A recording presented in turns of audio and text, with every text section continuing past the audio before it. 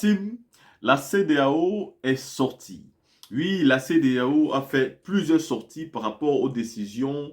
Euh, la team, j'ai envie de vous dire ici que les pays de l'Alliance du Sahel sont sortis. Après la sortie de la CEDEAO, ces pays ont décidé de faire une sortie pour répondre de plusieurs manières à la CEDEAO. Je tiens d'abord ici à vous dire ma position, qui est celle que, peu importe, je dis bien peu importe la levée des sanctions, peu importe les décisions de la CEDEAO, que l'AES ne fasse jamais l'erreur de leur faire confiance à nouveau. Je sais qu'ils sont plus intelligents et qu'ils ne pourront jamais faire cette erreur. Je l'ai déjà dit dans plusieurs de mes vidéos, mais il faut le répéter parce que la répétition est pédagogique. Ici, la CEDEAO n'a qu'une seule chose dans la tête. Ce qu'ils ont dans la tête aujourd'hui, c'est de créer une voie pour pouvoir entrer au Niger avec des armes. Depuis que ces trois pays ont pu se mettre ensemble et créer une alliance, où ils ont créé même l'alliance militaire pour se soutenir militairement, se défendre militairement en effort de guerre, où ils ont eu des projets communs, ceci a permis d'abord de contrôler toutes les trois frontières. Et aujourd'hui, le seul pays par où les gens peuvent encore passer, c'est le Tchad. Mais nous voyons très bien que les pays de l'Alliance du Sahel sont ici en train de tendre la main au Tchad. Ils sont en train de demander aux Tchadiens, venez nous rejoindre. Ce que nous sommes en train de créer, c'est pour le bien commun, c'est pour le bien de tous. Et aujourd'hui, nous avons juste besoin de vous. Et comme de ce côté-là, certainement, la CEDEAO a compris que ça sera quasiment impossible de passer par là-bas pour attaquer les Pays-Bas, ils ont décidé de retirer les sanctions. Mais est-ce que ce n'est pas de ça que le président Assimi Goïta parlait depuis le début du conflit? Est-ce que Ibrahim Traoré n'a pas parlé de ça? Est-ce que même Mamadi Doumbouya n'a pas parlé de ça? Les sanctions que vous avez imposées étaient à double tranchant. Ces sanctions ont créé la révolte chez le gouvernement et la révolte chez les populations. Aujourd'hui, les populations sont éduquées. Nous ne sommes plus en 1990, nous ne sommes plus en l'an 2000. Et donc, vous devez comprendre aujourd'hui que ce que vous allez poser comme acte aura forcément des répercussions positives pour les pays de l'Alliance du Sahel parce que les peuples ont compris. Nous sommes prêts à souffrir sans électricité. Nous sommes prêts à souffrir sans rien tant qu'on sait que c'est pour un temps. Et qu'avec le temps, nous aurons nos propres choses et nous pourrons en profiter comme nous voulons. Aujourd'hui, faites la comparaison entre la vie en Côte d'Ivoire, par exemple, et au Mali. Vous allez voir où la vie est chère, où la vie est moins chère. Ceci va déjà vous pousser à comprendre, malgré les sanctions, regardez la différence au niveau des dépenses et vous allez comprendre déjà où la vie est moins chère, où le peuple se sent plus à l'aise et plus soutenu par le gouvernement. Aujourd'hui au Burkina, nous voyons très bien que le président capitaine Ibrahim Traoré a décidé, et avec l'acceptation de tous les hommes politiques aujourd'hui, de réduire les salaires des hommes politiques qui touchaient énormément. Énormément. Et il a réduit beaucoup pour que l'État puisse fonctionner. C'est comme ça. Ce n'est pas comme dans d'autres pays où les budgets sont exagérément nombreux. Au point même de se rendre compte que c'est un peu comme si on se moquait du bas peuple qui n'a rien. Vous allez voir des personnes qui gèrent leur ministère avec des milliards, qui mangent, pas pour faire quelque chose de bon, qu'ils mangent dans leur bouche parce qu'ils volent. Vous allez trouver des populations qui souvent n'ont même pas la capacité d'avoir 1000 francs par jour et doivent se débrouiller avec. La team, ceci étant dit, je vous laisse ici voir les vidéos des réponses des États de l'AES à bien évidemment la CEDEAO. Je ne veux pas commenter une décision qui a été prise par une organisation à laquelle le Mali n'appartient pas. Et vous le savez, le mois dernier, le Mali, le Burkina et le Niger ont saisi officiellement la CEDEAO pour indiquer qu'ils se retirent sans délai de cette organisation. Cette décision a été prise sur la base d'un certain nombre de constats. Parce que je rappelle que le Mali est pays fondateur de cette organisation, mais nous avons vu que progressivement, cette organisation est devenue un instrument entre les mains de certaines puissances qui cherchent à créer le désordre dans notre région et qui cherchent à utiliser nos institutions pour pouvoir créer des problèmes au pays, créer même une menace, parce que l'organisation a mis sur la table une menace d'agression militaire contre un de ses États membres, au moment où notre organisation, il y a un pacte de non-agression entre nous. Le Mali a été sous sanction pendant près de 8 mois, un pays enclavé, dont la population a été meurtrie. Nos institutions bancaires ont été utilisées, nos fonds ont été confisqués au niveau de ces banques. Le Niger a vécu la même situation. Le Mali s'est élevé contre le fait que nos institutions deviennent des armes contre nous-mêmes, nos populations et constituent une menace. Et par rapport à cela, nous n'allons pas continuer juste à dénoncer. Nous avons décidé d'apporter aussi une réponse géopolitique en nous mettant ensemble avec un certain nombre de pays avec lesquels nous partageons les mêmes réalités, mais aussi la même vision de solidarité entre les pays, d'établir des liens de fraternité et de respect mutuel et de nous mettre à l'abri des situations d'ingérence. Donc, je pense que c'est ce qui est important aujourd'hui à retenir dans le cadre de l'Alliance des États du Sahel. Nous travaillons pour réaliser ce que nous n'avons pas pu réaliser dans le cadre de la CEDEAO. Mes chers compatriotes, je m'adresse à vous en ce moment précis, après l'annonce de la levée des sanctions que la CEDEAO avait prises à l'encontre de notre pays. Par la même occasion, tirer les leçons d'une épreuve qui nous avait été imposée et évoquer les défis qui sont les nôtres pour le reste de la transition. Je voudrais avant tout adresser mes sincères remerciements au peuple malien pour sa gigantesque mobilisation de soutien le 14 janvier 2022, suite à l'appel des autorités de la transition. Ce jour-là, le peuple avait fait parler sa fibre patriotique et exprimé sa détermination à être désormais maître de son destin. Il avait par la même occasion démontré la forte légitimité des autorités de la transition. Je remercie l'ensemble des couches de la population pour leur engagement et leur résilience, notamment les opérateurs économiques du secteur formel et informel, les salariés de l'administration et du secteur privé, les syndicats, les leaders d'opinion, religieux et culturels, les Maliens de la diaspora et le monde rural qui ont tous soutenu les efforts du gouvernement. Je remercie particulièrement les agents du secteur de l'économie et des finances pour leur gestion efficiente de cette crise.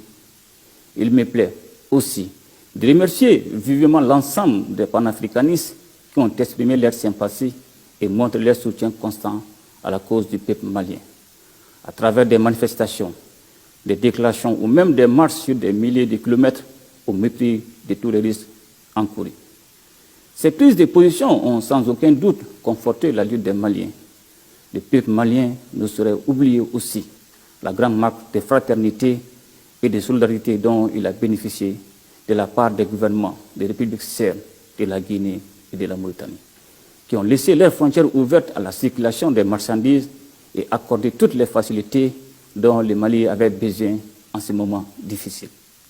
Mes chers compatriotes, nous avons tous été surpris de voir que les sanctions prises par la CEDEAO contre notre pays ont été la seule réponse face à la volonté des Maliens de refonder l'État après de multiples crises politiques que le Mali a connues. Cette volonté du peuple a été fortement réaffirmée au cours des assises nationales de refondation qui ont fait des recommandations dans tous les domaines de la vie nationale pour éviter à notre pays un éternel recommencement. De l'avis général des Maliens, la transition est le meilleur moment pour procéder à des réformes qui sont de nature à ramener la stabilité politique et sociale.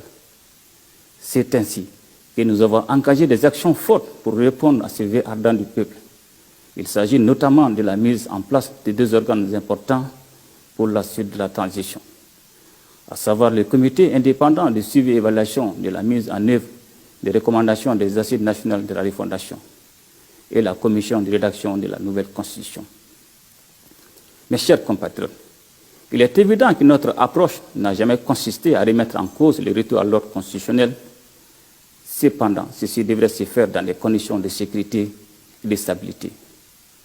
Dans ce contexte, il me plaît de saluer la montée en puissance des forces armées maliennes qui remportent des victoires éclatantes sur les groupes terroristes.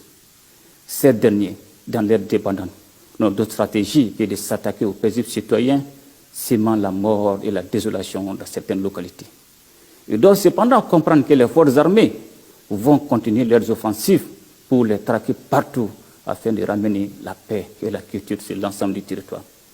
Pour ce faire, les autorités de la transition ne feront économie d'aucun moyen Aussi, le gouvernement travaille au retour de l'État dans toutes les zones affectées par les actions des terroristes. Ceci est une condition sine qua non pour la mise en place des services sociaux de base qui devront soulager et améliorer les conditions de vie des populations. Mes chers compatriotes, l'heure est à l'union sacrée autour des intérêts supérieurs de la nation. Le combat du développement est celui qui devrait occuper toutes les Maliennes et tous les Maliens. Nous avons beaucoup appris des sanctions qui nous avaient été imposées. Le meilleur est à venir, plaise à Dieu.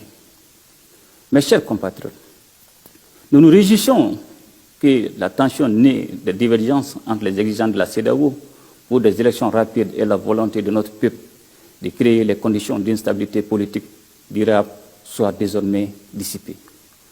Pour ce qui nous concerne, nous sommes toujours évertués de bonne foi à démontrer la justesse et la légitimité de notre démarche fondée sur les aspirations profondes de notre peuple et réaffirmée au cours des assises nationales de la refondation. La vocation panafricaniste du Mali ne sera jamais démentie et notre pays œuvrera toujours pour consolider la solidarité entre les peuples africains et favoriser l'unité africaine. Je tiens donc à adresser mes sincères remerciements aux chefs d'État de la CEDEAO pour leur accompagnement en vue de la réussite de la transition. Je voudrais également remercier toutes les bonnes volontés qui se tiennent aux côtés du Mali pendant ces moments difficiles et qui soutiennent ses efforts pour sortir de la crise multiforme qu'il connaît. Mes chers compatriotes, malgré les difficultés liées au contexte national et international, la transition se poursuit sous de meilleurs auspices. Toutefois, nous devons continuer de rester vigilants et poursuivre nos efforts individuels et collectifs de construction nationale avec plus de rigueur et d'engagement.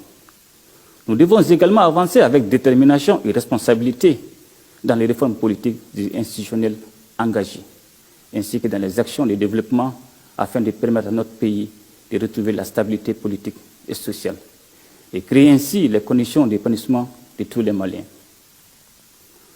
En cette veille de la célébration de la fête d'Eid el-Kébir, j'adresse à la communauté musulmane et au peuple malien tout entier mes vœux de bonheur, de paix et de tranquillité. Ensemble, nous ferons le Mali Koura, qu'Allah bénisse le Mali. À la suite de la cérémonie d'ouverture, les ministres ont entendu et adopté le rapport des hauts fonctionnaires avant d'examiner en plénière les documents de travail soumis à leur appréciation, notamment le projet de révision de la charte, le projet de traité portant création de la Confédération des États du Sahel, les projets d'ordre du jour, de programme et de communiqué final du sommet des chefs d'État de l'AES.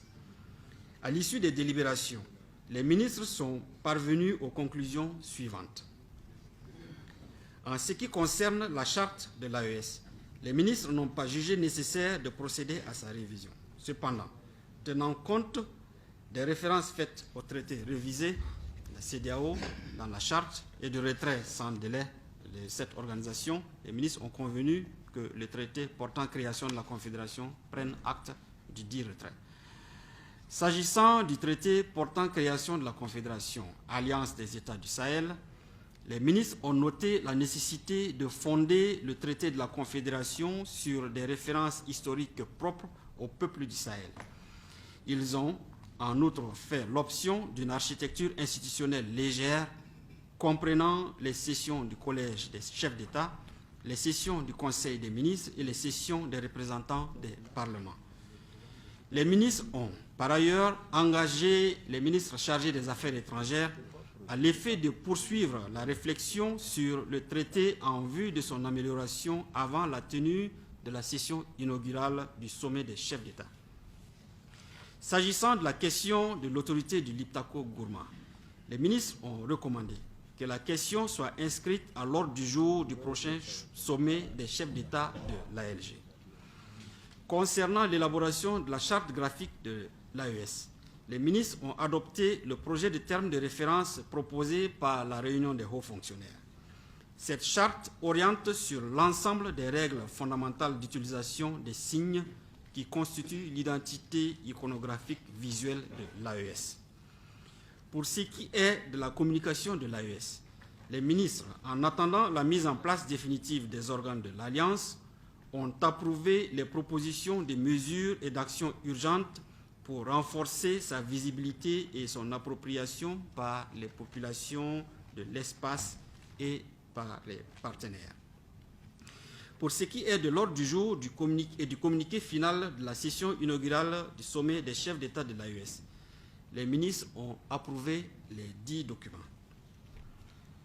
Conscients des enjeux majeurs de l'avènement de la nouvelle configuration politique et stratégique de leur espace, les ministres ont formulé les recommandations suivantes. Élaborer la feuille de route de la Confédération des États de l'AES. Accélérer la mise en œuvre des mesures et actions proposées dans le cadre de l'organisation de la communication et de l'élaboration de la charte graphique de l'Alliance. Élaborer dans les meilleurs délais des projets de protocole additionnels relatifs à la répartition des compétences entre la Confédération et les États confédérés.